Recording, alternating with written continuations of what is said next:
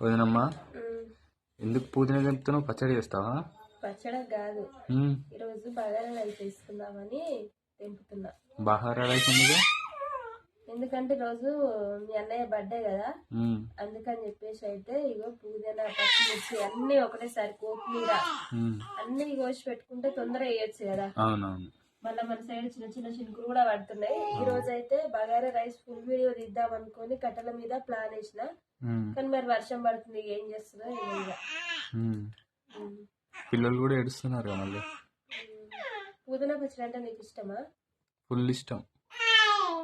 మన ఇంట్లో కూడా ఉన్నది కానీ మననే తెంపిన పచ్చడి కోసమని. ఉమ్, ఇదైతే మామయ్య మార్కెట్ నుంచి పట్టుకొచ్చిండు. ఉమ్. మీకు ఎంత మందికి పుదీనా పచ్చడి అంటే ఇష్టమో కామెంట్ చేయండి. ఈరోజు అయితే నేను బగారా ఇస్తున్నా. ఓకేనా? పూరి చేస్తావు వదినమ్మా? పూరి లయమో చూద్దాం.